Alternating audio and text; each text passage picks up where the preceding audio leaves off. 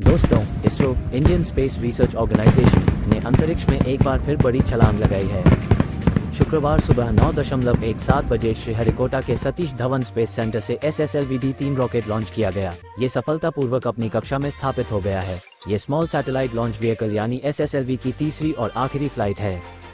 SSLV-D3 EOS-08 rocket अपने साथ एक सैटेलाइट लेकर जा रहा जो धरती की निगरानी के लिए बना है।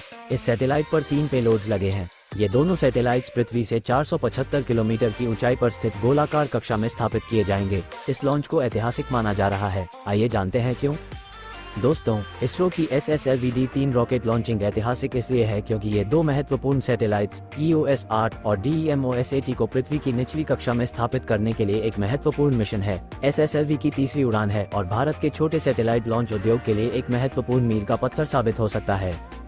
इसके अलावा EOS-8 और DEMOS-80 के सफल लॉन्च और संचालन से भारत की अंतरिक्ष प्रौद्योगिकी में आत्मनिर्भरता और मजबूत होगी, जो वैश्विक अंतरिक्ष प्रतिस्पर्धा में एक अहम योगदान है।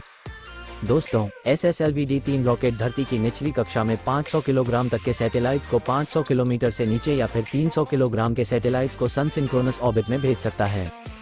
इस ऑर्बिट की ऊंचाई 500 किलोमीटर के ऊपर होती है।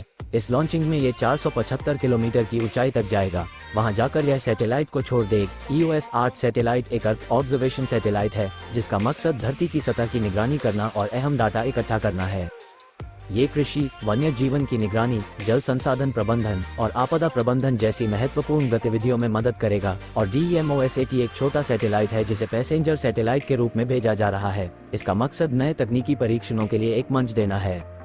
EOS-08 का वजन 175.5 किलोग्राम है। करीब 34 मीटर लंबा यह SSLV-D3 120 टन वजनी है। इसने उड़ान भरने के लगभग 17 मिनट बाद EOS-08 उपग्रह और स्पेस किड्स इंडिया द्वारा विकसित 0.2 किलोग्राम SR-0 डेमोसेट को भूमध्य रेखा पर 37.4 डिग्री के झुकाव के साथ 475 किलोमीटर की गोलाकार कक्षा में स्थापित किया है।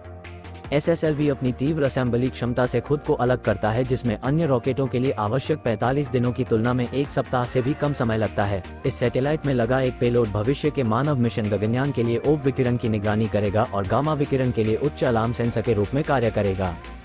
दोस्तों, इस रॉकेट से 3 सैटेलाइट अंतरिक्ष में भेजे गए हैं। इनमें से एक सैटेलाइट 24 घंटे पृथ्वी की विस्तृत छवियों और फोटो को कैप्चर करने के लिए डिजाइन किया गया है। वहीं दूसरी सैटेलाइट महासागरों, पहाड़ों, बर्फ के आवरण और जंगलों जैसी पृथ्वी की विशेषताओं का विश्लेषण करेगी। तीसरी सैटेलाइट अंतरिक्ष में पराबैंगनी विकिरण को मापने के लिए डिजाइन किया गया है। इस उपग्रह की मदद से पर्यावरण की मॉनिटरिंग, आपदा प्रबंधन, भूकंप, सुनामी इत्यादि प्राकृतिक आपदाओं का पता लगाया जा सकेगा।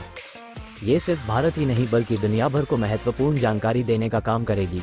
इसमें लगे EOIR दिन रात में मिड और लॉन्ग वेव की इंफ्रारेड तस्वीरें भी खींचेगा। दोस्तों, अगर आपको यह वीडियो इन्फॉर्मेटिव लगी हो तो हमारे चैनल को सब्सक्राइब करें और बेल आइकन दबाएं ताकि आपको हमारी नई वीडियो का नोटिफिकेशन मिल सके। दोस्तों, आज के लिए इतना ही। वीडियो को पूरा देखने के लिए धन्यवाद। जय हिंद, जय भारत।